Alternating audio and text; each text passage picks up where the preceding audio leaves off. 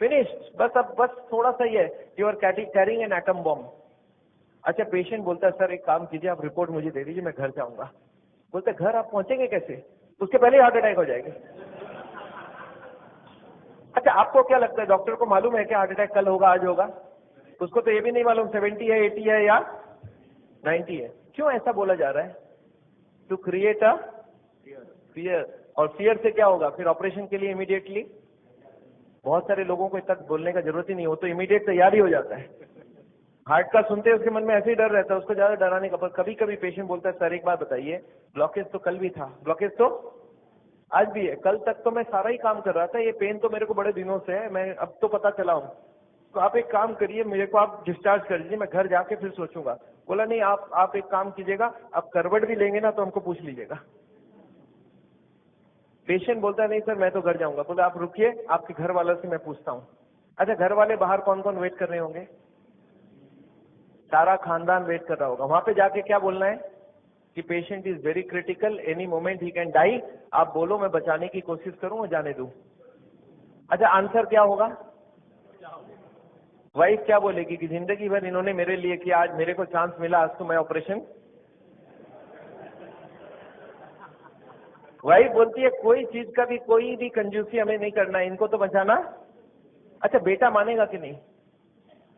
एक बेटा बड़ा समझदार होता है, बोलता है डॉक्टर को, डॉक्टर साहब एक बार बताइए, मैंने सुना है कोलेस्ट्रॉल की वजह से ब्लॉकेज होता है, इनका कोलेस्ट्रॉल हाई है, तो क्या करूं कि कोलेस्ट्रॉल कम हो जाए, खाने पीने में क्या क्या चेंज लाना चाहिए? अच्छा, कार्डियोलॉजिस्ट मान जाएंगे इन सब बात में? वो बोलेंगे you are wasting my time, he is dying and you are talking all this rubbish. अच्छा, तब तक और जितने परिवार वाले बोले नहीं नहीं ऑपरेशन होना ही चाहिए। मेरे एक पेशेंट ने बोला डॉक्टर साहब मेरे साथ पूरा ऐसे ही हुआ, मैं तो खाली एक बार टेस्ट कराने गया था और उसके बाद वो ऑपरेशन करके ही भेजे मेरे को वापस। मेरे एक और पेशेंट थे, बोले सर मैं फिर भी नहीं कराया, मैं निकल आया। मैं बोला आप निकले कैसे? बोला मैंने बोला मैं तो नहीं कराऊंगा, मुझे घर जाना है। वो बोले नहीं आप घर भी नहीं पहुंचेंगे। मैं बोला मैं लिख के देता हूं, मैं पहुंच जाऊंगा। फिर मैंने लिख के भी दे दिया, फिर भी वो जाने नहीं दिया। फिर मैंने लास्ट बोला, मैंने बोला देखो मैं करने तैयार हूं, पर प्रॉब्लम है मेरे पास पैसे नहीं है, आप फ्री का कोई ट्रीटमेंट हो तो करवा डालो। तब इन्होंने बोला कोई प्रॉब्लम नहीं है, आप घर चले जाओ। फिर मैं जब घर जाने लगा तब फिर से बुलाया उन्होंने, बोला अब आप एक बार बताओ ये इतने पैसे आप कितने दिन में इकट्ठा कर सकते हो? तब मैंने बोला देखिए मुझे प्रॉपर्टी बेच के आना होगा, 2 महीना लगेगा। फिर मुझे 2 महीना उन्होंने टाइम दे दिया, बोला अब कोई प्रॉब्लम नहीं है, 2 महीने बाद ही ऑपरेशन होगा। आपको समझ आ रहा है ऑपरेशन कब रुक सकता है? दिस इज, मैं ये नहीं बोलूंगा सारे जगह एग्जैक्टली यही हो रहा है, पर इसका ही कुछ छोटा मोटा रूप ये हॉस्पिटल का सिस्टम है। पर एक बात मैं जानता हूं, हॉस्पिटल को ये चॉइस देना चाहिए पेशेंट को, देखो the blockage is so much so much so much, these are the reason. आप देखो क्या चाहते हो, आप अगर अपने आप को बदलोगे तो ऑपरेशन रुक सकती है, आप नहीं बदलना चाहते हो तो मैं ऑपरेशन कर दूं, उसके बाद जाके बदलने का कोशिश करो। But the hospitals don't give chance, उनको मालूम है ये एक मौका है, ऑपरेशन कर लेते हैं, बट उसके बाद भी उनको यही करना पड़ेगा, लाइफस्टाइल चेंज तो पेशेंट को फिर भी करना पड़ेगा। मैं जानता हूं हार्ट के पेशेंट्स को मैं 3 चीज देखते दिखाऊं, एक तो दवाइयां हैं, एक बाईपास और एक एंजियोप्लास्टी। ये दवाइयां मैं आपको एक बार समझाना चाहता हूं दवाइयां क्या काम करती है, और another 10 minutes I will take. देखिए ये ट्यूब है जिसमें कोई ब्लॉकेज नहीं है, और ये 80-90% ब्लॉक है, दिख रहा है आपको? अब ये पेशेंट को चलने से दर्द होता है, एक दवाई ऐसी है जो दवाई देते ही ये दर्द कम हो सकती है। कौन सी दवाई है? सॉर्बिट्रेट, नाम सुना आपने? क्या करता होगा सॉर्बिट्रेट? देखिए क्या करता है Sorbitrate, this what is the action of Sorbitrate. क्या हुआ? ट्यूब चौड़ी हो गई, ब्लॉकेज वहीं की वहीं रह गई, ट्यूब चौड़ी हो गई, ट्यूब थोड़ा फैल गया, फैलते क्या हो गया, ब्लड सप्लाई बढ़ गई।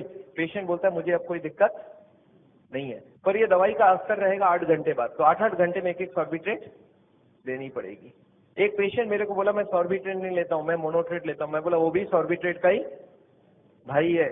तो ये जितने भी सॉर्बिट्रेट है उनका नाम मैं आपको दिखा सकता हूँ, these are all kinds of Sorbitrate and all, ये सब दवाई हम लोग दे देते हैं। सॉर्बिट्रेट, इस्मो, आइसोडिल, मोनोट्रेट, नाइट्रोफिक्स, एंजिसेड, इमडूर, वेंजिकॉर, वेसोट्रेट, मोनोट्रेट, सॉर्बिट्रेट, मोनोसॉर्बिट्रेट, नाइट्रोकंटीन, वेसोप्रीन, मोनोस्प्रीन, इस तरह की दवाइयां हम हार्ट के पेशेंट्स को दे देते हैं। एनीवे दवाइयां बहुत सारे तरह की मिलती है, एक होता है हार्ट की ऑक्सीजन की जरूरत को कम कर देता है, इसको बोलते हैं beta blocker, calcium channel blocker, फिर एस इनहिबिटर, ऐसे करके बहुत सारी गोलियां हम लोग हार्ट के पेशेंट्स को दे सकते हैं। I am not going to go into that detail, कुछ ब्लड पतला करने का दवाई भी देते हैं, आपने देखा है नाम, इकोस्प्रिन, कोस्प्रिन, एएसए, डेलिस्प्रिन, डिस्प्रिन, क्लोपिग्रेल, क्लोपिलेट, क्लोपिवास, सिरुविन, क्लैबिक्स, क्लोड्रेल, फ्लैजरिल, स्ट्रोमेक्स, डीप्लैक्स, इस तरह की गोलियां हम लोग देते हैं ब्लड को पतला करने के लिए।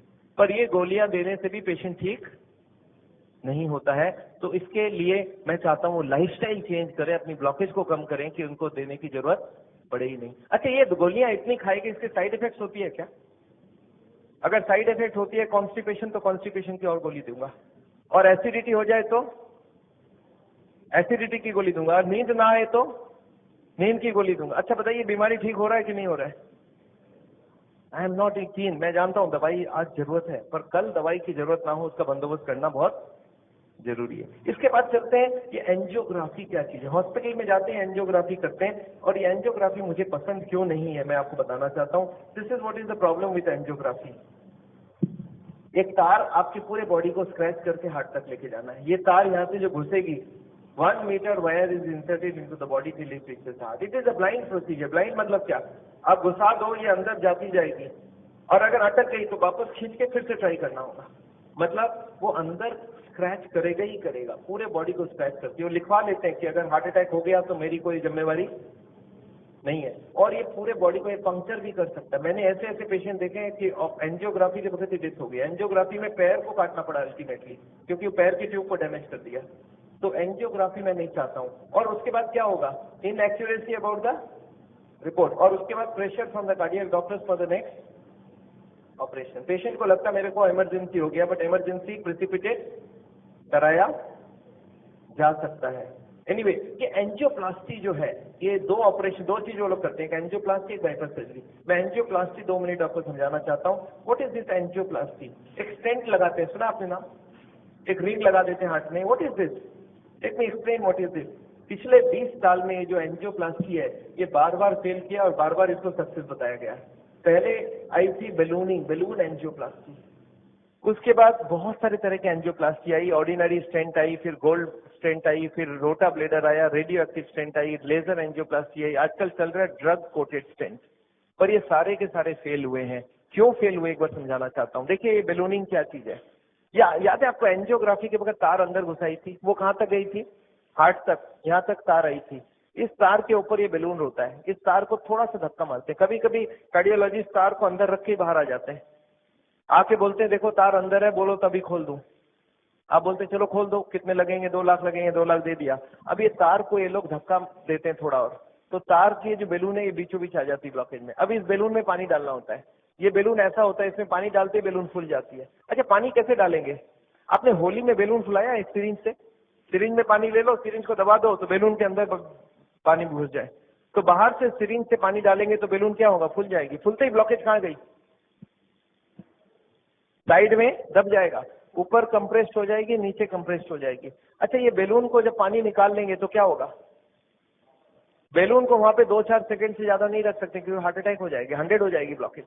तो बेलून में पानी डाला और सिरिंज से वापस पानी खींच लिया। जैसे पानी खींचा, बेलून वापस चिपक गई, तार को पकड़ के बाहर निकाल लिया। Angioplasty over. आपको समझ आ रहा है क्या करना पड़ा? ये तार यहाँ थी, इसी को थोड़ा आगे किया, बेलून डाल, पानी निकाल लिया और ब्लॉकेज वापस। अच्छा, ब्लॉकेज वापस आ जाएगी नहीं आ जाएगी इसके बाद? क्या लगता है आपको? This is elastic. इलास्टिक समझते हैं आप? ये लोहा या पत्थर नहीं, इलास्टिक है। और जैसे ही बेलून निकाल लिया, ब्लॉकेज वापस आने लग गई। थोड़े साल बाद यही कार्डियोलॉजिस्ट मान गए बेलूनिंग काम की नहीं है। पहले क्लेम किया था बेलूनिंग एक बार कराओगे जिंदगी भर चलेगी, फिर मान गए काम की नहीं है। फिर क्या हो गया? फिर वो बोले इसमें स्टेंट लगाना होगा। What is this stent? Look at this, this is the blockage. दिख रहा है आपको येलो कलर की? और इसके अंदर एक बेलून डाल दिया। आपको दिख रहा है ब्लैक कलर का बेलून? बेलून में पानी डाला तो ब्लॉकेज कहाँ चलेगी? साइड में आ गई। जब बेलून निकाल लेंगे तो ब्लॉकेज वापस आएगी, तो यहाँ पे एक स्प्रिंग लगा देते हैं। ये स्प्रिंग क्या काम करेगा?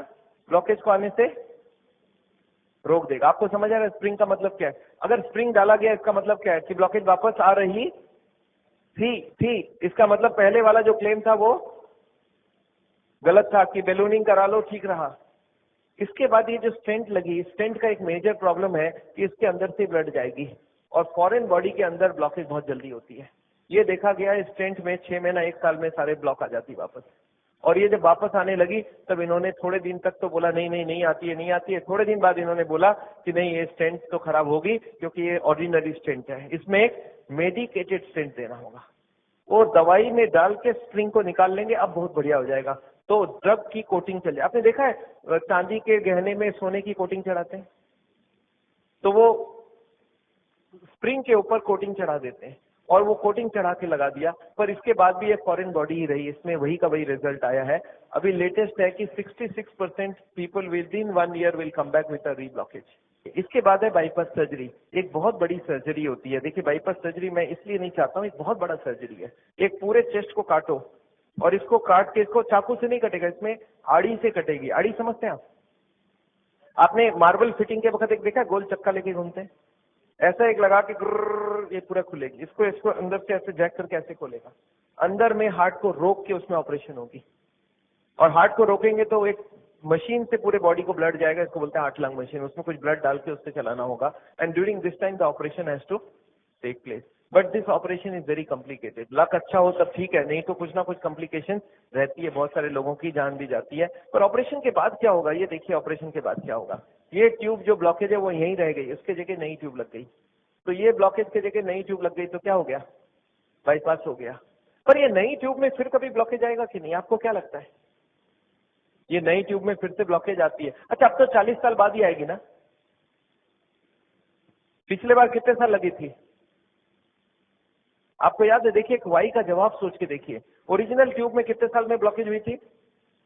20 से 40 साल। तो कितनी स्पीड रही? 2 से 4%, 6% पर ईयर। और एंजियोप्लास्टी के बाद अगर 2 साल में वापस रीब्लॉकेज होती है तो कितने साल हो गई?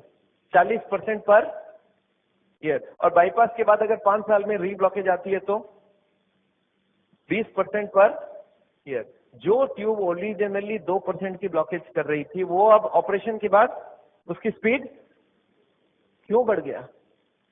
क्योंकि अब वो ओरिजिनल नहीं रहा। हमारी बॉडी को जब तक ओरिजिनल रखो तब तक अच्छी बात है। हमारे प्राइम मिनिस्टर ने भी 2 बाईपास कराई है, एंजियोप्लास्टी 5 स्टेंट लगाई है। पर मैं जानता हूं उसके बाद भी तो फिर से कराना पड़ा। एक बार कर लिया, दूसरी बार कराया, कब तक करा सकता आदमी? और मैं जानता हूं बॉडी में एक बार कॉम्प्लिकेशन कराना, उनके लिए तो चलो बहुत बड़ा टीम लगेगा। हर आदमी के लिए इतनी बड़ी टीम नहीं भी लग सकती है और इतना बड़ा ऑपरेशन नहीं भी कर सकते ठीक से। पर मैं जानता हूं अगर ऑपरेशन बिना ही हमारी काम बन जाए, अगर हम लाइफस्टाइल को ही चेंज करके कर सकते हैं तो हम ऑपरेशन क्यों करवाएं। And this is what is the contention. Nevertheless मैं हार्ट के पेशेंट को एक ही चीज समझाता हूं कि ब्लॉकेज अगर रिवर्स करना है तो उसके लिए थोड़ा आपको एक्यूरेसी करना होगा। What is this accuracy? You understand? This is the accuracy. इस पिक्चर को आपने देखा है, इसमें एक्यूरेसी लिखा है। कितना एक्यूरेसी है इसका मतलब? मैं आपको समझाता हूँ। ये एक ड्रम है, ये ड्रम में मैं पानी भरना चाहता हूँ और इसमें 15 छेद है। आप बताइए कितनी छेद बंद करने से ड्रम भर